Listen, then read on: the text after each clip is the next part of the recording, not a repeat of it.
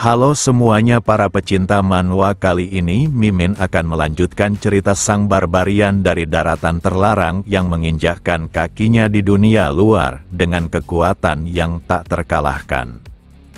Di cerita sebelumnya diakhiri dengan Katel yang mengalahkan kesatria pribadi Lukbarkan dengan sekali serangan. Hal ini membuat Lukbarkan harus menginformasikannya kepada sang master pedang legendaris di kerajaan ini dengan harapan menarik minatnya, sebab kekuatan sejati sang barbarian belum dapat dipastikan. Di hari itu juga sosok yang dimaksud oleh sang Lord telah tiba tanpa dirinya dapat sadari. Sang Lord masih saja dibuat terkejut dengan hal ini, sebab sosok itu datang sesukanya dengan melewati para penjaga tanpa menunjukkan keberadaannya. Sosok ini adalah Ken, sang master pedang terbaik kerajaan, dan dia penasaran hal apa yang dapat membuat dirinya tertarik. Sebelum menceritakannya, maka sang Lord memberikan rasa hormatnya karena telah kedatangan sosok legendaris. Sementara itu kesatria pribadi sang Lord akhirnya kembali mendapatkan kesadarannya pasca kekalahan telaknya. Di sana juga sang Lord telah tiba sambil menanyakan keadaannya. Pria ini pun sangat panik dan menjawab jika dia pasti akan pulih dalam beberapa hari. Master pedang Ken juga di sana dan menyebut jika muridnya sungguh tak berguna sebab dikalahkan oleh barbarian tak bernama. Awalnya Master Ken menganggap kekalahan ini hal yang biasa, tapi dia dikejutkan akan tubuh muridnya, di mana tidak ada luka di sana, padahal dengan menilai zirahnya maka dia takkan terkejut jika muridnya mati. Selain pakaiannya yang robek, kulitnya juga baik-baik saja, menunjukkan jika sang barbarian itu memberikan rasa belas kasih pada muridnya. Untuk pertama kalinya dia menemukan ras barbarian yang dapat mengendalikan kekuatannya secara sempurna. Maka dari itu tak ada yang lebih tepat untuk menjelaskan hal ini selain barbarian itu sungguh berada di level transcendent. Lalu sang Lord meminta maaf karena pertanyaan ini mungkin tidak sopan, di mana apakah barbarian itu dapat dikalahkan olehnya. Dengan penuh percaya diri Master Ken menjawab jika dirinya adalah master pedang legendaris yang telah melewati ratusan pertempuran di masa lalu, dan walau barbarian itu berada di level transcendent tapi dia bukanlah tandingannya.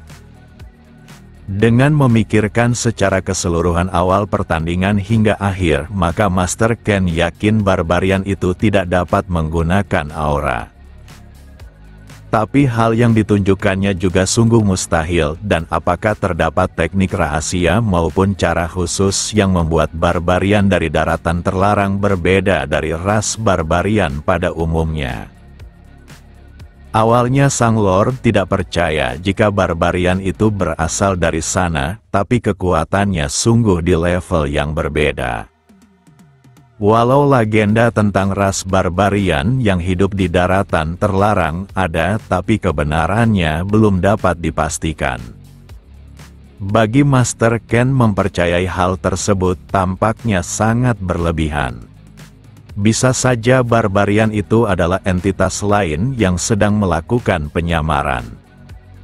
Mungkin dia adalah monster mengerikan dengan kekuatan khusus yang dapat menyerupai manusia.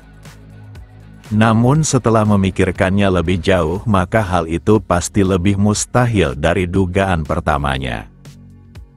Jika dia sungguh entitas lain, maka makhluk itu takkan menunjukkan belas kasihnya kepada manusia. Tapi tetap saja keberadaan sang barbarian itu masih dipenuhi misteri. Lalu Master Ken meminta sang Lord tidak perlu khawatir lagi, karena dia akan mengatasinya. Sebelum memutuskan langkah selanjutnya, maka dia harus bertemu langsung dengan barbarian yang telah mengalahkan murid kesayangannya. Sementara itu Katel yang telah meninggalkan kerajaan masih belum memutuskan untuk langkah selanjutnya. Sang Lord juga telah memberinya hadiah atas duel yang dilakukan, bahkan Sang Lord takkan mencampuri urusannya di kerajaan ini karena dia sungguh tidak menunjukkan niat permusuhan. Setelah cukup lama memikirkannya, maka Katel merasa harus memiliki status resmi sebab dia ingin menjelajahi gerbang, tapi pasti terdapat prosedur yang berlaku. Maka dari itu kepala penjaga menyarankan agar dia mencoba mendapatkan sponsor dari orang-orang berpengaruh. Jika tak ingin melakukan hal tersebut, maka dia memiliki pilihan kedua, yaitu menjadi tentara bayaran, maka statusnya dipastikan resmi.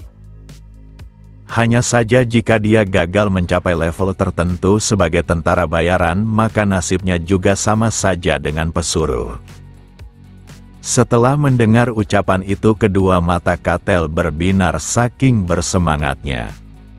Dia tahu jika tentara bayaran merupakan orang-orang yang berburu monster berdasarkan permintaan dan sungguh kehidupan dunia fantasi sejati. Maka dari itu dia sudah memutuskan untuk menjadi tentara bayaran dan kepala penjaga harus mengantarkannya ke serikat.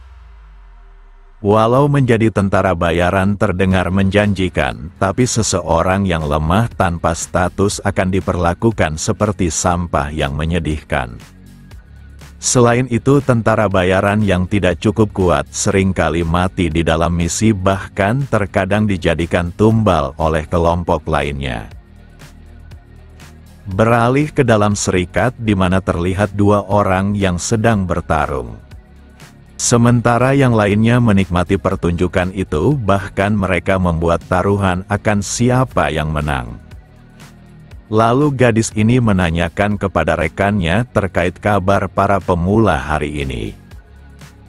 Gadis ini adalah Rosa, sekaligus resepsionis di serikat, dan dia bertemu dengan pemula yang buruk. Di mana terdapat satu orang yang mengklaim dirinya sebagai paladin.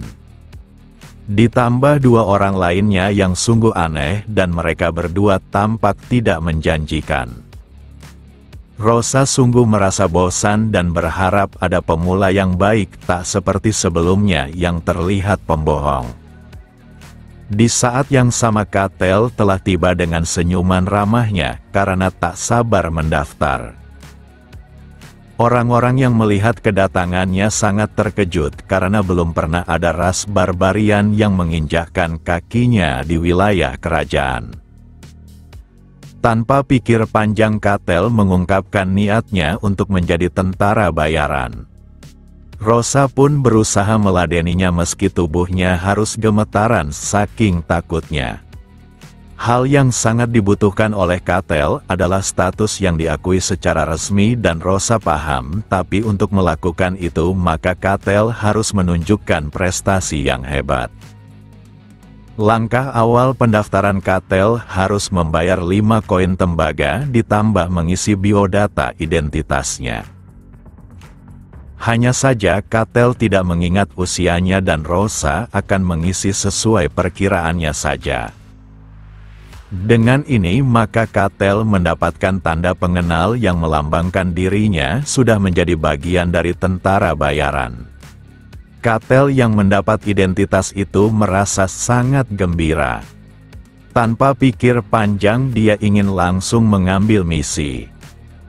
Rosa tidak akan menahannya, tapi permintaan itu mungkin saja tidak membuatnya tertarik. Di mana daftar permintaan saat ini hanya tersisa di level rendah yang diabaikan oleh orang-orang. Permintaan itu adalah rank F dengan 5 pilihan, dimulai dengan mengumpulkan tanaman obat dan membersihkan ruang bawah tanah maupun membersihkan selokan, bahkan patroli malam. Karena pemula seperti Katel tergolong dalam rank F, maka hanya ini misi yang bisa dijalankannya, dan Rosa mendengar ras barbarian sangat angkuh hingga dia khawatir Katel akan mengamuk. Hanya saja Katel bukanlah barbarian seperti itu, dan dia bahkan menerima permintaan yang dianggap tak berguna bagi para tentara bayaran lainnya. Pilihannya adalah mengumpulkan tanaman obat dan Rosa hanya perlu memberitahunya di mana dia bisa mendapatkannya. Rosa pun menunjukkan gambarnya dan tanaman obat ini terletak di luar kota. Karena mendaftar serta memilih misi telah selesai, maka Katel akan langsung berangkat saja. Tingkah Katel sungguh mengejutkan Rosa, karena dia bahkan lebih sopan dari para tentara bayaran di wilayah kerajaan ini. Beberapa saat kemudian, Katel telah tiba di hutan luar kota, bahkan menemukan tanaman obat yang dicarinya.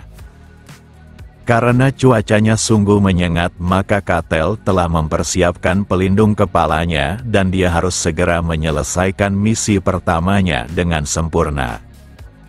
1 jam kemudian Katel telah kembali dengan tanaman obat yang sangat banyak hingga mengejutkan Rosa.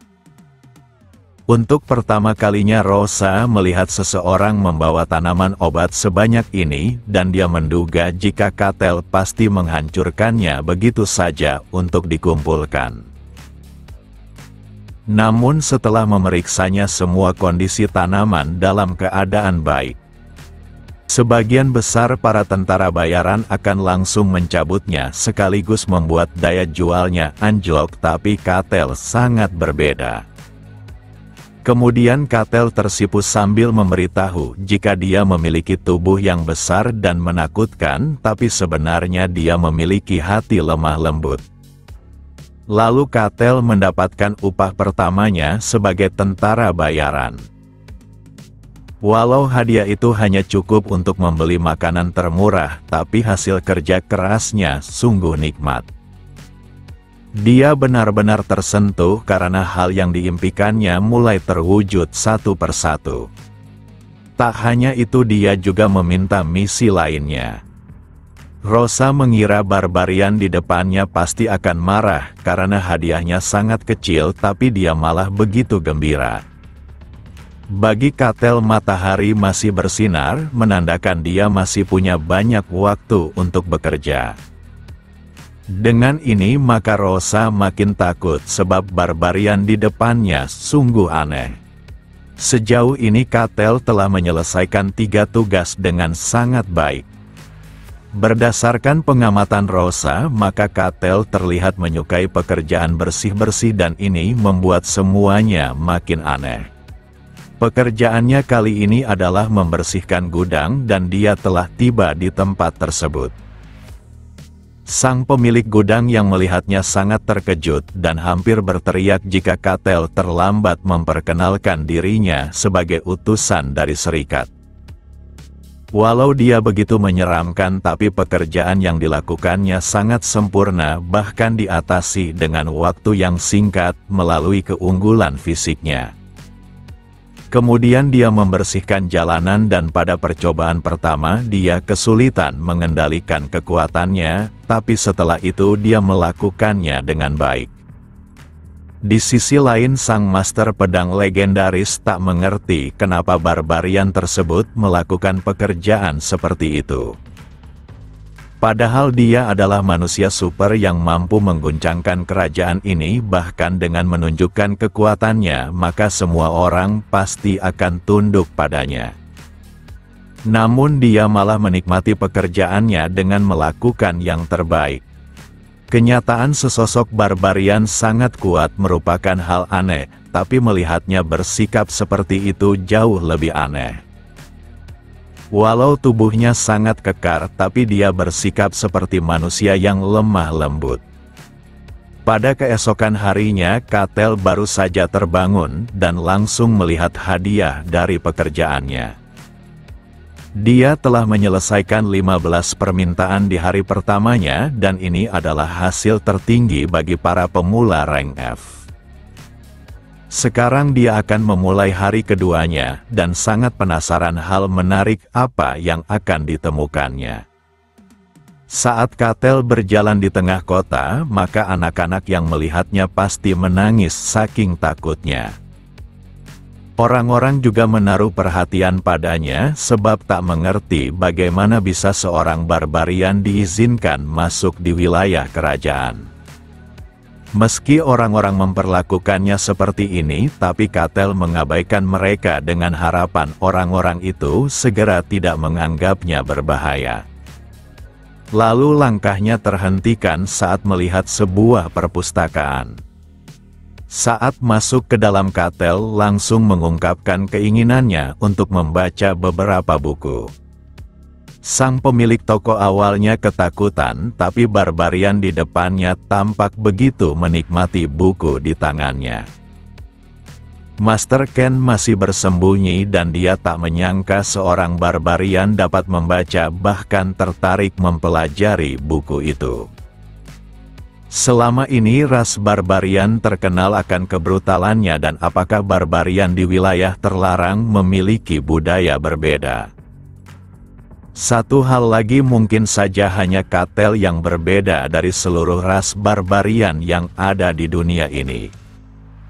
Beberapa saat kemudian Cattell menutup bukunya menandakan dia sudah selesai.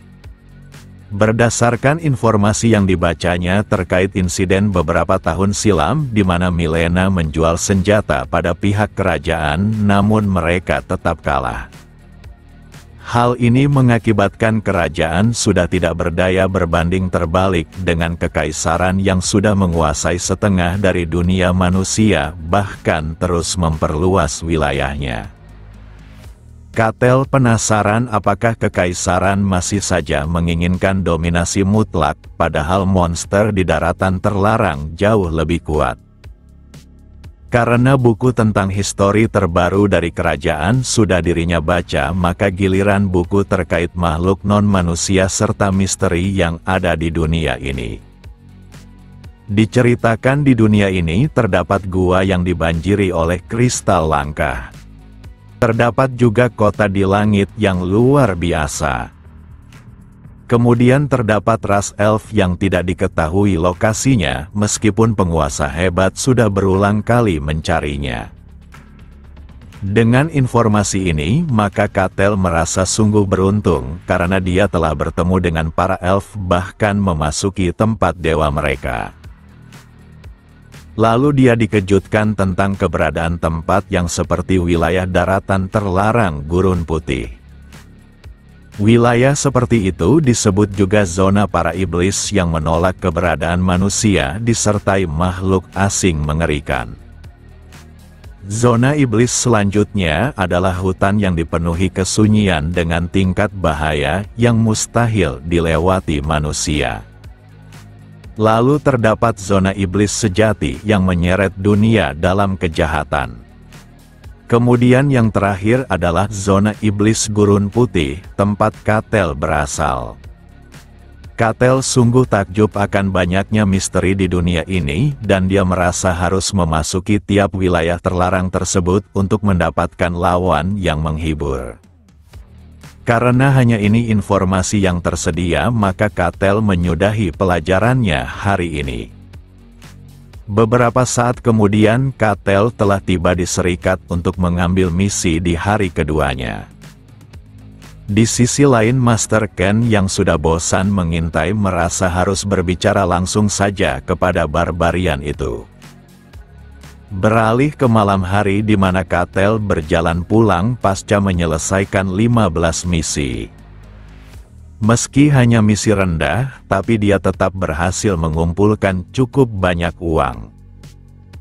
Walau dia harus melakukan tugas seperti itu, tapi jika bekerja keras maka dirinya pasti mendapatkan pengakuan dan bisa memasuki gerbang. Di saat itulah sang master pedang legendaris mencegatnya. Hanya saja Cattell malah menanyakan kenapa orang di depannya terus membuntutinya. Sang master pedang legendaris telah menyembunyikan aura keberadaannya secara sempurna, tapi bagaimana bisa dirinya masih ketahuan?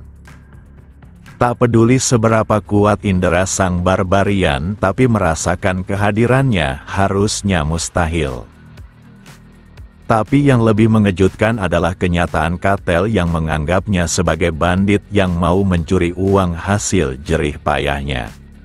Cattell tak menyangka masih saja terdapat bandit yang berkeliaran, padahal keamanan tempat ini sudah cukup baik. Sang Master Pedang ingin mencoba menjelaskannya, tapi dia ragu barbarian di depannya akan percaya jika dia adalah Sang Master Pedang terbaik kerajaan ini. Katel makin kesal setelah melihat wajahnya karena sudah tua tapi masih tetap saja ingin mencuri. Maka dari itu Katel memiliki rencana menarik di mana jika dia berhasil menangkap bandit untuk dijebloskan ke dalam penjara namanya makin diakui. Master Ken sungguh tak menduga pertemuan mereka akan seperti ini, tapi hal ini bukanlah hasil yang buruk. Dengan bertarung langsung dengannya, maka dia bisa mengetahui identitas sekaligus sejauh mana kekuatan sosok di hadapannya. Seketika udara di sekitar mereka berubah menjadi mencekam. Sang barbarian yang awalnya terus tertawa, kini tak terdengar lagi. Dalam waktu singkat Katel menghilang dari pandangan Sang Master Pedang legendaris. Dia sudah melewati berbagai macam pertempuran, bahkan melawan orang kuat yang tak terhitung jumlahnya, tapi baru kali ini dia tak dapat mengikuti kecepatan seseorang. Yang benar saja Katel telah tiba di hadapannya dengan jarak yang sangat dekat.